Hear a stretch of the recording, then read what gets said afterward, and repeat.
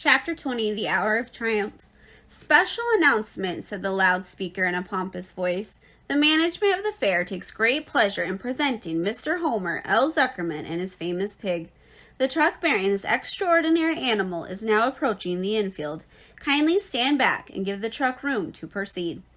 In a few moments, the pig will be unloaded in a special judging ring in front of the grandstand, where a special award will be made. Will the crowd please make way and let the truck pass? Thank you. Wilbur trembled when he heard his speech.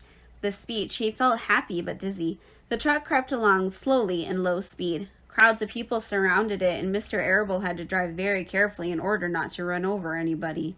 At last he managed to reach the judge's stand. Avery jumped out and lowered the tailgate. I'm scared to death, whispered Mrs. Zuckerman. Hundreds of people are looking at us. Cheer up, replied Mrs. Arable. This is fun. Unload your pig, please, said the loudspeaker. All together now, boys, said Mr. Zuckerman. Several men stepped forward from the crowd to help lift the crate. Avery was the busiest helper of them all.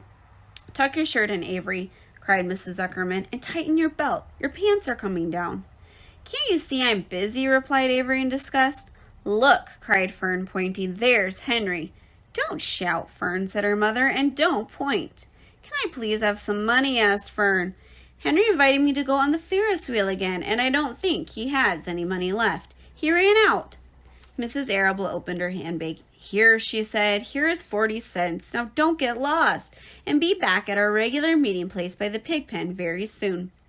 Fern raced off, ducking and dodging through the crowd in search of Henry. The Zuckerman pig is now being taken from his crate, boomed the voice of the loudspeaker. Stand by for an announcement. Templeton crouched under the straw at the bottom of the crate. What a lot of nonsense, muttered the rat. What a lot of fuss about nothing. Over in the pig pen, silent and alone, Charlotte rested. Her two front legs embraced the egg sack. Charlotte could hear everything that was said on the loudspeaker. The words gave her courage. This was her hour of triumph. As Wilbur came out of the crate, the crowd clapped and cheered. Mr. Zuckerman took off his cap and bowed. Lurvy pulled his big handkerchief from his pocket and wiped the sweat from the back of his neck. Avery knelt in the dirt by Wilbur's side, busily stroking him and showing off. Mrs. Zuckerman and Mrs. Arable stood on the running board of the truck. Ladies and gentlemen, said the loudspeaker, we now present Mr. Homer L. Zuckerman's distinguished pig. The fame of this unique animal has spread to the far corners of the earth, attracting many valuable tourists to our great state. Many of you will recall that never-to-be-forgotten day last summer when the writing appeared mysteriously on the spider's web in Mr. Zuckerman's barn, calling the attention of all sundry to the fact that this pig was completely out of the ordinary. This miracle has never been fully explained, although learned men have visited the Zuckerman pig pen to study and observe the phenomenon. In the last analysis, we simply know that we are dealing with supernatural forces here, and we should all feel proud and grateful. In the words of the spider's web, ladies and gentlemen, this is some pig.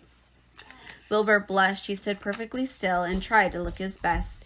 This magnificent animal, continued the loudspeaker, is truly terrific. Look at him, ladies and gentlemen. Note the smoothness and the whiteness of the coat. Observe the spotless skin and the healthy pink glow of ears and snout. It's the buttermilk, whispered Mrs. Arable to Mrs. Zuckerman. Note the gentle radiance of this animal. Then they remembered the day the word radiant appeared clearly on the web. Whence came this mysterious writing? Not from the spider, we can rest assured that. Spiders are very clever at weaving their webs, but needless to say, spiders cannot write. Oh, they can't they? Murmured Charlotte to herself.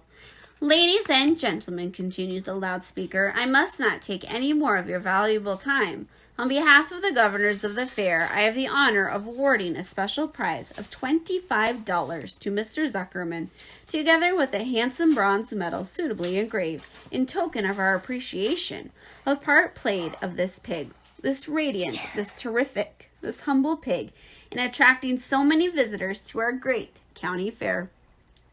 Wilbur had been feeling dizzier and dizzier through the long complimentary speech. When he had heard the crowd begin to cheer and clap again, he suddenly fainted away. His legs collapsed, his mind went blank, and he fell to the ground unconscious. What's wrong? Asked the loudspeaker. What's going on, Mr. Zuckerman? What's the trouble with your pig? Avery was kneeling by Wilbur's head, stroking him. Mr. Zuckerman was dancing about, fanning him with his cap. "He's all right," cried Mr. Zuckerman. "He gets these spells. He's modest and he can't stand praise." "Well, we can't give a prize to a dead pig," said the loudspeaker. "It's never been done." "He isn't dead," hollered Zuckerman. "He's fainted. He gets embarrassed easily. Run for some water, Lurvy."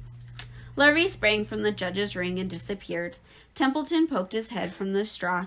He noticed that the end of Wilbur's tail was within reach. Templeton grinned. "I'll tend to this," he chuckled.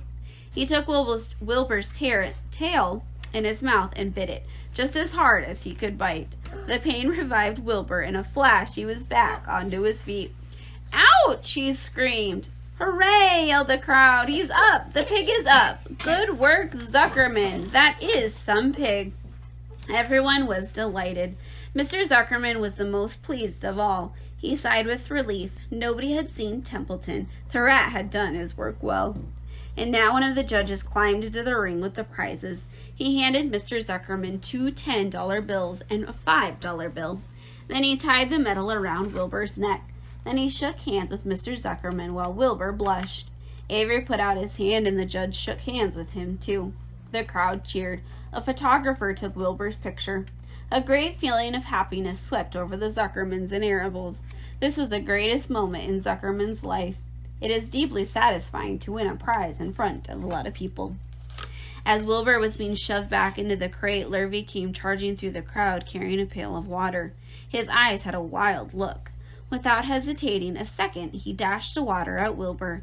In his excitement, he missed his aim, and the water splashed all over Zuckerman and Avery. They got soaking wet. "For goodness sake," bellowed Mr. Zuckerman, who was really drenched. "What ails you, Lurvy? Can't you see the pig is all right?" "You asked for water," said Lurvy meekly. "I didn't ask for a shower bath," said Mr. Zuckerman. The crowd roared with laughter. Finally, Mr. Zuckerman had to laugh too. And of course, Avery was tickled to find himself so wet. And he immediately started to act like a clown. He pretended he was taking a shower bath, and he made faces and danced around and rubbed imaginary soap under his armpits. Then he dried himself with an imaginary towel. "Avery, stop it," cried his mother. "Stop showing off." But the crowd loved it, and Avery heard nothing but the applause. He liked being a clown in a ring with everybody watching, in front of a grandstand. When he discovered there was still a little water left in the bottom of the pail, he raised the pail high into the air and dumped the water on himself and made faces. The children in the grandstand screamed with appreciation. At last things calmed down and Wilbur was loaded into the truck. Avery was led from the ring by his mother and placed on the seat of the truck to dry off. The truck, driven by Mr. Arable, crawled slowly back to the pig pen. Avery's wet trousers made a big wet spot in the seat.